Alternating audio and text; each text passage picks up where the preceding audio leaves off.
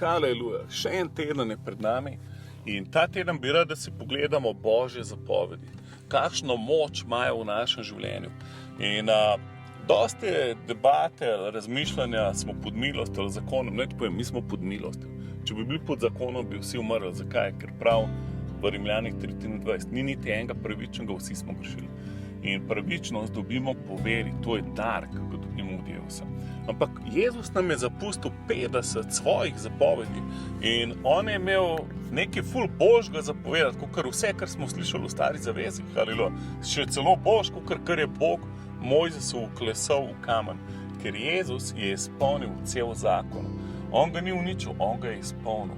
On ga je v svojem življenju ga je izpolnil. Živel je v poslušnosti Bogu, celo do smrti na križu in tretji dan je vstal od mrtvih. Zakaj? Zato, da danes lahko živi v tebi in v meni. In v 1. Janezovem pismu 5. poglavje pravi, moje zapovedi niso težke.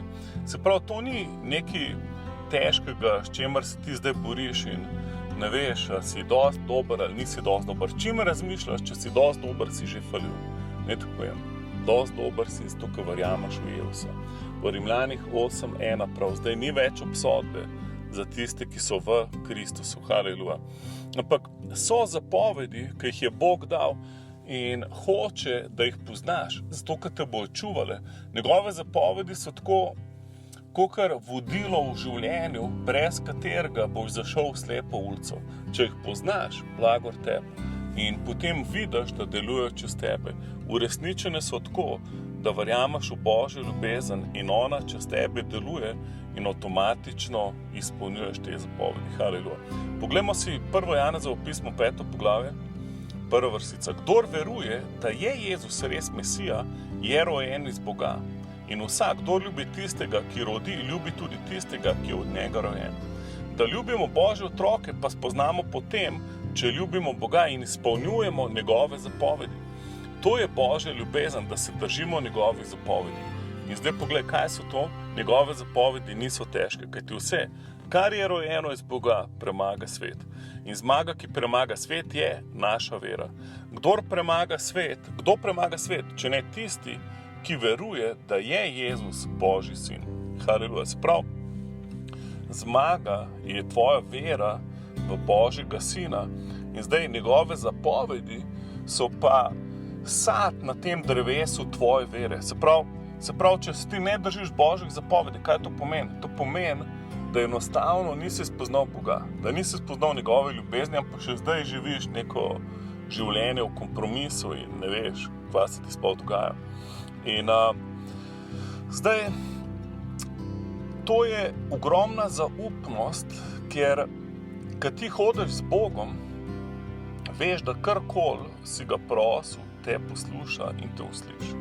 In zdaj, če verjameš, da si Božja pravičnost, pol ti ni treba več grešiti. Niti treba delati stvari, ki veš, da so narobe.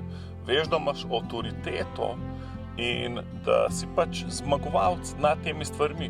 Tako, kot je rekel Jeremija, pride dan, ko bodo v naša srca vklesane njegove zapovedi in to bo novo srce. Ne bo kamnito, trdo srce, ampak bo imel mehko srce, Božje srce. Haleluja.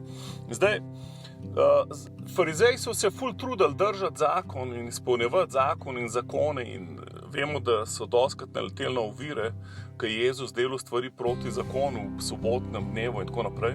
Učenci si rok niso imeli, ne vem kaj vse. In to Jezus ne govori, ko govori on o svojih zapovedih, njegove zapovedi je čist nekaj drugega. On rekel v Janezovem evangeliju 15. poglavje, da vam novo zapoved. To je, da se ljubite med seboj. Haleluja. In ta teden si bomo malo več pogledali te zapovedi. Jezus nam je v bistvu dal 50 zapovedi. Prva polovica, prvih 25 je splošnih, ni treba sploh, da si vernik, pa ti prav pridejo, ne laži, ne kradi, ne prešuštvuj, ne pričuj pokrivam, ne obsoji druge in tako naprej. Potem pridemo v del, kjer odpuščamo in to pa že ne moreš več brez Jezusa in potem kako živiš kot kristjan. Ljubimo svoje sovražnike. Wow, to je nemogoče, če nisi odrešen. Ne vas spremlja Božja moč, haleluja.